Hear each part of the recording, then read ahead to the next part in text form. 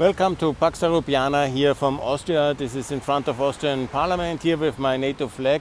I call again for Austria to join NATO. It's a historic day. It's the day after the American president has signed the ratification documents of the US Senate ratification of Sweden and Finland in NATO. These are the two countries who in 1995, that is just not so long ago, they joined together with Austria the European Union, and they have made the conclusion in 2022 that they are safer in NATO. And that's quite significant. Austria, unfortunately, misled by a political elite which is pro-Russian and anti-American, has not made the same conclusion.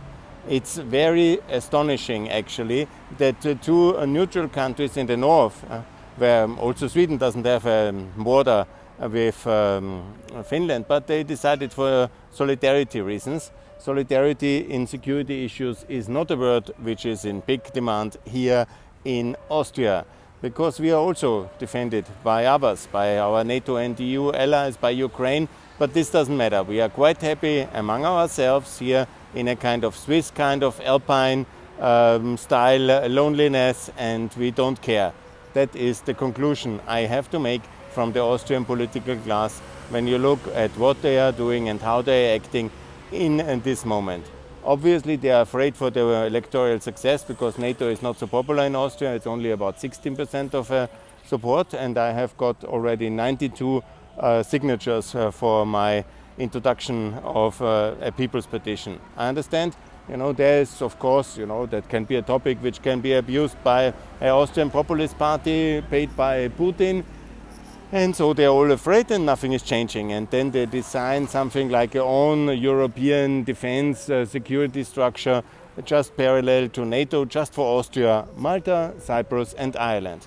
And I have now, in the preparation for this video, also looked at the status of the debate in Malta, in Ireland and in Cyprus, because now there was a Serbian demonstration against NATO in Ireland. Of all things, the Serbs are active there. And I repeat, I call, of course, for all people from Bosnia and Kosovo to support my petition for Austria to join NATO. And I hope there will be many signatures when they come back from holiday from Bosnia and Kosovo, because the countries of the Balkans, the two countries, Kosovo and Bosnia, they want to join NATO, and they should be allowed to do that together with Austria. That's after the northern expansion or enlargement, I prefer the term enlargement. That's then the Balkan enlargement, which can be happening very fast. And now, after we have this partnership with the National Guard of Vermont, which was signed on the 22nd of July, we have actually already the big step towards NATO. People don't know so often, but these National Guard partnerships are the first step towards a close partnership with America, and then normally in Eastern Europe and Central Europe they were always the first the first step towards full NATO membership. It's not necessarily so, but it's highly likely that the preparations are ongoing, and it's the only logical way forward also for Malta, for Ireland. Ireland, obviously, the Secretary General of NATO was there, and he said that Ireland obviously is welcome.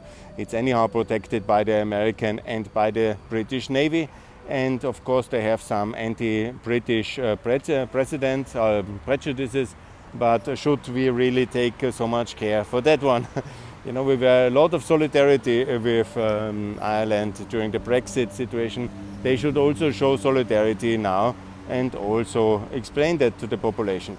Because also in the Austrian debate I have with the guys who are from the open letter and from unsere Sicherheit, from our security, we should treat the people like adults.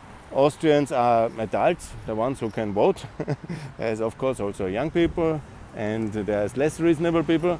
But in general it's like this, that Austrians are adults and then they can be explained things. Of course, they were explained all this neutrality and the bridge and to Russia, and we have kept peace because of neutrality.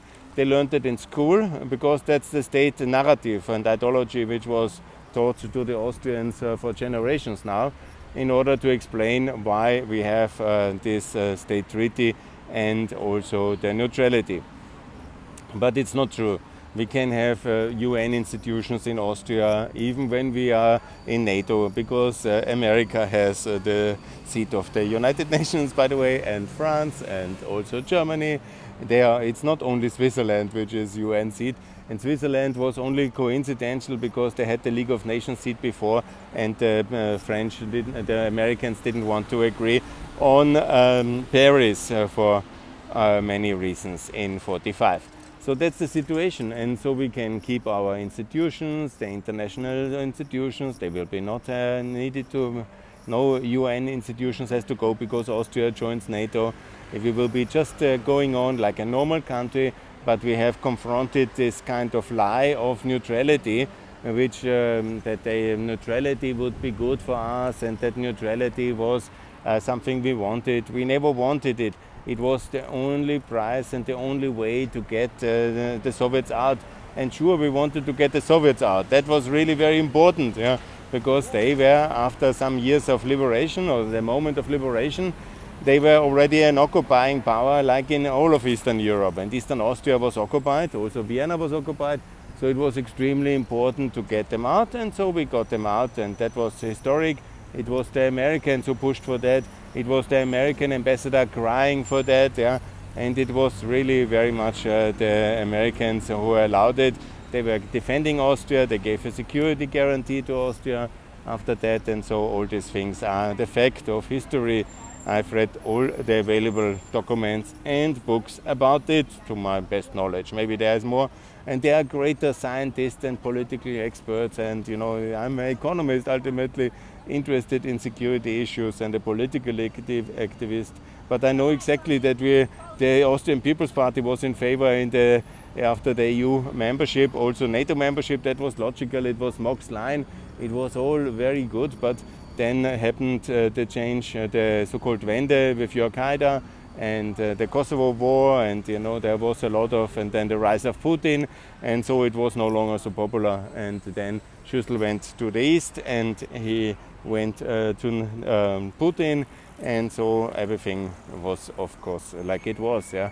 And then they organized this huge event against Bush, I remember, in 2006, and so on and so on and so on, and then it never happened. Yeah? So it's now the time to get this done and to confront the lack of knowledge, of information. When you even ask people what is NATO, most people unfortunately will not know, because it was never taught, yeah, because we were not part of the Western security arrangements. And I think that's one of the tragedies why this huge anti-Americanism has been kept in Austria, and then the huge anti-Americanism leads to this prejudices against NATO, and then all this Eastern influence from Russia, and also from the left-wing ideology, and Mr. Fischer, our former state president, and all these hardcore leftists, and then you have all these extremists from the nationalists, and then you have the Christian influences, and the anti-Americanism has many, many roots in Austria, and that's why I'm the lonely man with a NATO flag here in front of the Austrian parliament. But I'm very happy to be here, and I call for NATO membership, and that is a very logical way forward. And I'm not the so-called sledgehammer of NATO. I'm a very peaceful, soft person, and I'm gonna defend myself. I just say there is not a real big alternative. Big EU will not form a defense alliance just because of Austria. It is only NATO which is there, to my best knowledge. And when you see the immensity and the atrocities of the Russian war, you see again that ultimately it is NATO which makes all the difference, and America which makes all the difference, and it is the defense of freedom is the task of NATO, and it is the alliance we have, and not joining it is a statement by itself that you are outside of the Western free world, and that's really very regrettable if Austrians want to form a EU against America.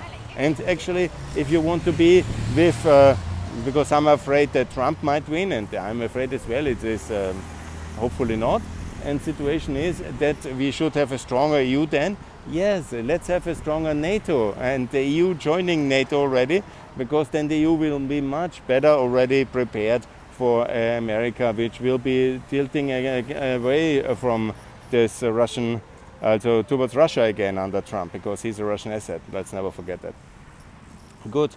That's the situation I want to make here on this historic statement, and I think I covered all the issues. Yeah, bravo NATO. Yes, some people watch me. Yes, I'm getting some comments here. Yeah, I made my case, I think. Yeah. Yes, and Austrians are just normal Europeans. Yeah, we have not a special mission for peace. We have not any kind of bridge functionality. We are not any superhumans for peace, especially peaceful. We are exactly the same like Germans, Italians, Hungarians, Slovenians, Serbs. Yeah, Serbs, maybe there's a lot of them here. They always are angry with me. But no, we are the same. Yeah, we are actually a mixture of all these Central Europeans, because that's the history of Austria, and that's also the history of the last 30 years. And I think it's a good mix. We are very normal Europeans, and we should behave like normal Europeans. And all others are in NATO, to my best knowledge. If not, there's always the option to leave the EU, but that I really want to avoid, that one day the option is only available either in EU or NATO. It's much better to prepare and to convince, because it's something very normal to be in NATO, and I want that to be so normal that all Austrians understand and see that as well. Yes, that is my 11 minutes for NATO on this beautiful afternoon, where I celebrate Sweden and Finland to join NATO, and think how historic that is. Just to make that point again, you know, the Henko Island was, this is the peninsula ranging into the bay which leads to Leningrad, to Petersburg. Yeah? I mean, that was very important for Stalin. He insisted to have it in the Winter War. He has more fortified it. He had to give it back then in the peace treaties after World War II, in the Paris Peace Treaty. But that's huge, and now it's with us. And one day also the Brenner, the Austrian strategic pass connecting Italy and Germany. And one of the reasons for Austrian neutrality, because that was always the idea of Stalin, to have a neutral belt between Germany and Italy, so the two nations are not with a land corridor. And so this Brenner bus will be also with NATO. And that's at least one contribution we can reasonably make. And also our military soldiers will be reasonably well off, because they can then serve in NATO missions, and that's also something as normal EU NATO officers, not like outcasts.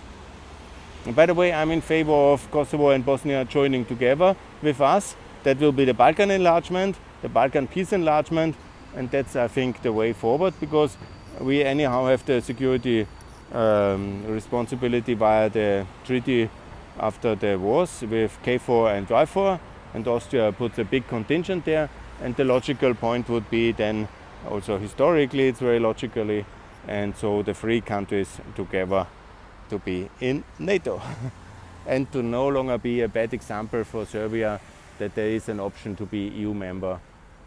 Yes, I think that's the main arguments I have for NATO membership, and to be secure and to be in solidarity and to be normal. I think that's the logic of joining NATO. So Austria, let's get it done. Thanks a lot. More to come from Pax Europiana here on this beautiful celebration day.